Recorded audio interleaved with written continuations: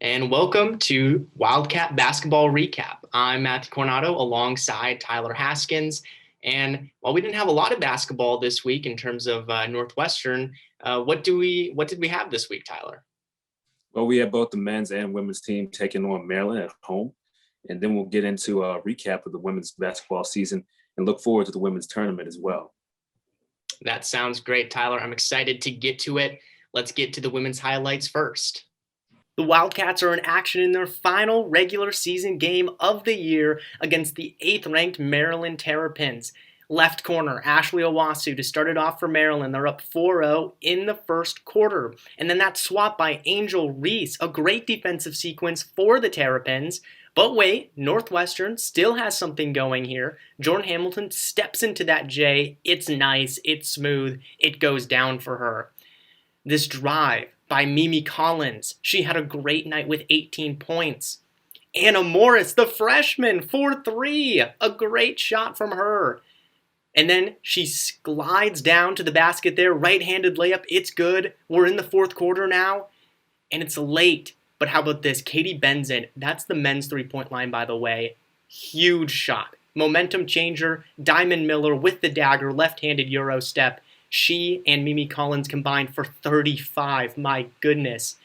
And that's going to wrap it up for the Cats. They wouldn't come back from that. They lose this one 62-50. They'll be the 5th seed in the Big Ten Women's Tournament. And of course, Maryland will be the 1st seed. Now that the Northwestern women's basketball season is coming to a close in the regular season, as they're currently playing Michigan in their last game of the regular season, we look forward to the Big Ten Tournament, where Northwestern is going to be a 5 seed. And Matthew, what are your thoughts on the upcoming tournament in Indianapolis for the Lady Wildcats? So there's a lot to look forward to here about the Big Ten Tournament, both for the Wildcats and for their competition that they will be going against. I think it's important to look at some of the top contenders in the Big Ten Tournament. Of course, number one, of course, is going to be Maryland. They've steamrolled their past 2 opponents, being Northwestern and Michigan, by double digits. They lead the Big Ten in scoring as well as field goal percentage. And so Coach Freeze has this team working on all cylinders right now. So they're going to be a team that needs to be watched out for in the tournament. As well as Rutgers and Indiana. Both of those teams are playing pretty well right now, and they would be looking to make deep runs into the tournament. As for Northwestern, they, as you mentioned, are going to be a 5 seed. And they did just take a loss to Michigan that we'll be covering in the show next week.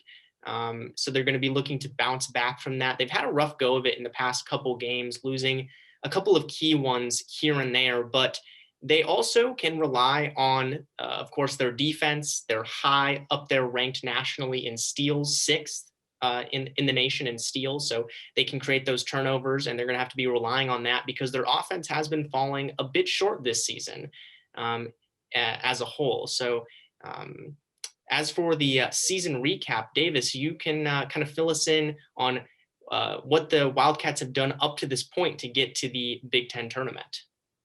Thank you, Matthew. And then now I'll just go right back to the beginning of the season. Coming to the season, Northwestern was ranked preseason 17th in the AP Media poll. Lindsey Pulliam and Veronica Burton were picked first team All Big Ten by both the coaches and media. Northwestern was picked to finish 4th by the coaches and 2nd by the media. And the media also picked Lindsey Pulliam to win Big Ten Player of the Year. So big expectations for Northwestern and especially their senior-laden front backcourt. They started the year on a 4-game winning streak, winning a couple non-conference games and getting off to a solid start in Big Ten play.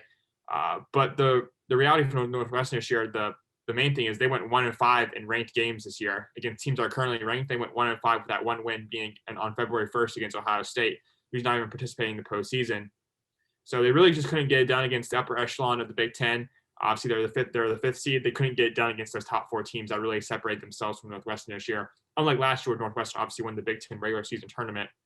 And like you said the offense has fallen short this year, and that's a big reason probably why that they weren't able to get up to the upper echelon of the Big Ten. Veronica Burton and Lindsey Pulliam both average over 16 points a game, but they were, especially Lindsey Pulliam, was way less efficient this year. Last year, she shot 35% from 3. This year, that was down to the low 20%.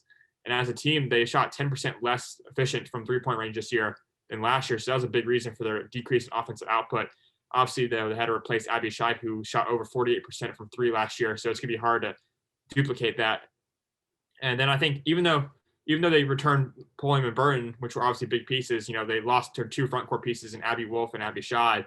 And those losses couldn't be understated, and especially with how Courtney Shaw actually came back for the Michigan game today, but she missed a ton of the season. And that just really played a big role in Northwestern, maybe stalling a bit on offense. They had to rely on some young contributors who hadn't played a whole lot.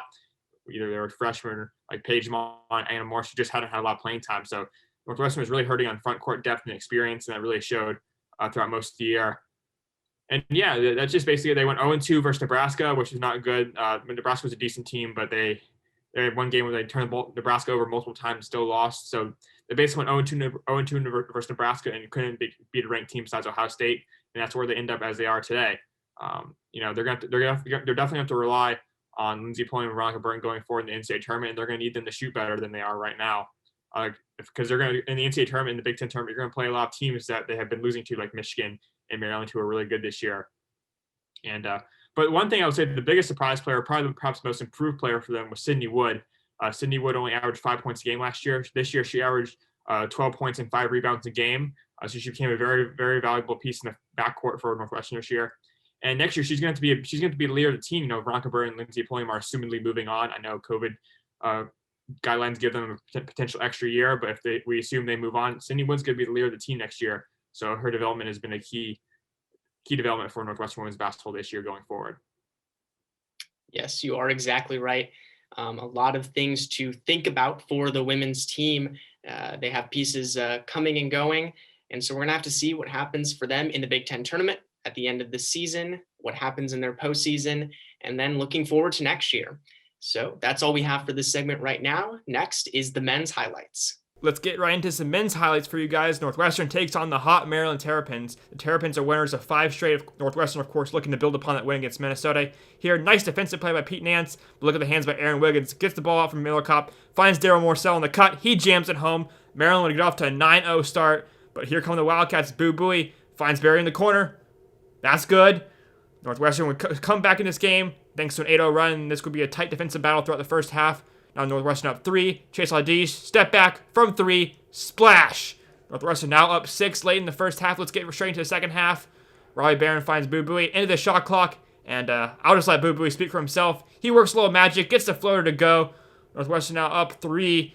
But Eric Ayala, he scored 5 points. 3 no bigger than that one. He ties the game for the Terrapins. Now less than 5 to go. Aaron Wiggins scored 26 for Maryland. And look at his drive against Pete Nance, a taller Pete Nance. He gets the hoop plus the harm. Maryland takes the lead on that play, but now under 2 minutes, Boo Buie finds Ryan Young in the paint, working against the smaller Aaron Wiggins, turns baseline, gets the layup to go. That would be the go-ahead basket for Northwestern as they held off the Maryland Terrapins. Both teams shot poorly. Maryland 42%, Northwestern 36%, but Northwestern gets the dub. And that's all the time we have for this edition of Wildcat Basketball Recap. What do we have to look forward to next week, Tyler?